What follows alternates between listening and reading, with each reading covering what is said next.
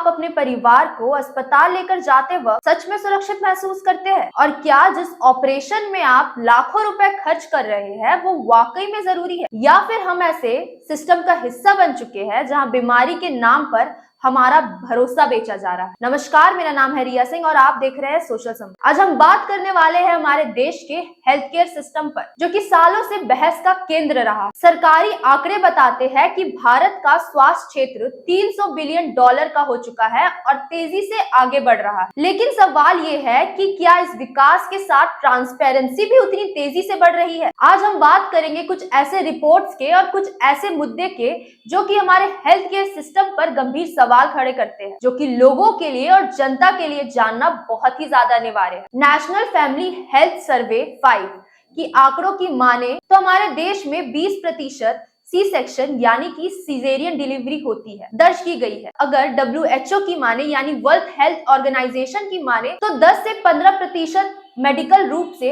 अनिवार्य मानी जाती है। तो 5 में से एक ऑपरेशन इतना कॉम्प्लिकेटेड होता है कि उसको सी सेक्शन में बदलना पड़ता है। और सबसे बड़ा सवाल ये उठता है कि आर्थिक प्रोत्साहन कहीं मेडिकल नियमों को प्रभावित तो नहीं कर रहा? स्वास्थ्य बीमा का दायरा आयुष्मान भारत योजना के बाद से ही हमारे देश में लाखों करोड़ों लोगों तक पहुंच रहा है, लेकिन बीमा नियामक संस्थान यानी IRDAI, insurance regulatory and development authority of India की माने, उनकी वार्षिक रिपोर्ट की माने तो बड़ी संख्या में क्लेम को आंशिक रूप से या पूर्ण रूप से अस्वीकृति मिल जाती है, यानी कि पार्शियल या फिर पूरे रूप से अस्वीकृत किया जाता है। इसके बाद ये सवाल पैदा होता है कि अगर बीमा सुरक्षा है तो लोगों को इतना संघर्ष क्यों करना पड़ता है भुगतान के लिए? और अगर बीमा जरूरी है, हमारे स्वास्थ्य के लिए जरूरी है, तो इसकी जो शर्तें हैं वो इतनी जटिल है कि आम जनता तक ये सही समय तक पहुंच नहीं पाती है, या आम जनता इसे समझ नहीं पाता है, या फिर इसके पीछे भी कोई और माजरा है। मेडिकल काउंसिल और सरकारी समिति की रिपोर्ट समय समय पर यह संकेत देती है कि रेगुलेशन को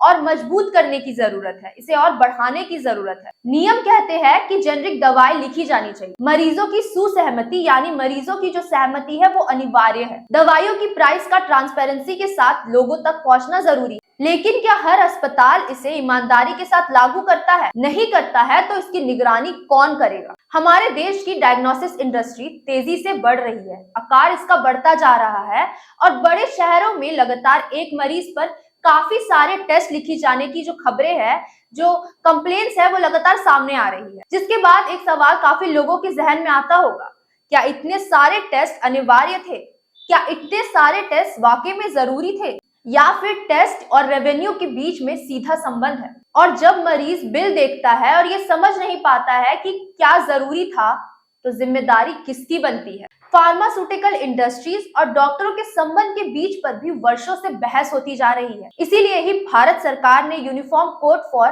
फार्मास्यूटिकल प्रैक्टिसेस को लागू किया था, ताकि इन दिशा निर्देशों से अनैतिक प्रोत्साहनों को रोका जा सके। लेकिन इस बीच ये सवाल भी बड़ा होता है कि क्या ये दिशा निर्देश जमीनी स्तर पर सही तरीके से लागू होते हैं? क्या दवाई जो हम लोगों के बीच में आती है, जो मरीजों को दी जाती है, वो मेडिकल साइंस के रूप से सही है या फिर मार्केटिंग रूप से बेची जा रही है? आज जनता जो है इन सारे समस्याओं से रोज गुजरती है। मेडिकल के क्षेत्र में हम समझ ही नहीं पाते हैं कि हमारा खर्चा कहाँ पर कितना लग रहा है, इंश्योरेंस की जो जरूरत है वो सही में क्यों नहीं इस्तेमाल हो पाती है। और इन सारे तमाम सवालों में सबसे बड़ा सवाल, संवेदनशील सवाल, पारदर्शिता यानी ट्रांसपेरेंसी। हमारे हेल्थ केयर सिस्टम की ट्रांसपेरेंसी के ऊपर बड़े सवाल खड़े हैं। क्या मरीजों को अपनी स्थिति की सही जानकारी लेने की अनुमति मिलती है? क्या परिवार को हर निर्णय में शामिल किया जाता है, या फिर मेडिकल शब्दावली के पीछे असली सच्चाई धुंधली पड़ जाती है? ये भी उतना ही सच है कि लाखों डॉक्टर और स्वास्थ्य कर्मी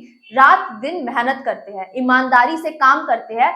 कोविड महामारी के दौर में हमने देखा था कि कैसे स्वास्थ्य कर्मी और डॉक्टर अपनी जान को जोखिम में डालकर लोगों की जान को बचा रहे। इसलिए ये बहस डॉक्टर वर्सेस मरीज नहीं है, ये बहस जवाबदेही का है, ये बहस ट्रांसपेरेंसी का है। भारत में हर साल लाखों सर्जरी होते हैं, लाखों मरीज अस्पताल में एडमिट होते हैं। अगर सिस्टम में कोई गड़बड़ी नहीं है तो हमारे सवालों का भी जवाब आएगा, और हमें यकीन है कि लोगों तक भी ये मैसेज सही तरीके से पहुंचेगी कि सिस्टम से सवाल करना भी जरूरी है, ये जानना भी जरूरी है कि आपका पैसा कहाँ लग रहा है। अगर आप अस्पताल में भर्ती हुए हैं तो जितने टेस्ट हो रहे हैं वो सही तरीके से हो रहे हैं या नहीं, उनकी आपको जरूरत है या नहीं, ये सारे सवालों के कटघरे में आज हेल्थ केयर सिस्टम खड़ा है। आखिरकार स्वास्थ्य सेवा कोई कारोबार नहीं है। यहाँ कोई ग्राहक नहीं होते, मरीज होते हैं और मुनाफे से पहले इंसान की जान ज्यादा जरूरी है। जब परिवार अस्पताल के दरवाजे पर खड़ा होता है तो उनके हाथ में कागज नहीं, उम्मीद होती। क्या हमारा हेल्थ केयर सिस्टम इन सारे उम्मीदों पर खरा उतर रहा है? क्या मरीज को सच में सूचित निर्णय लेने का अधिकार मिल रहा है?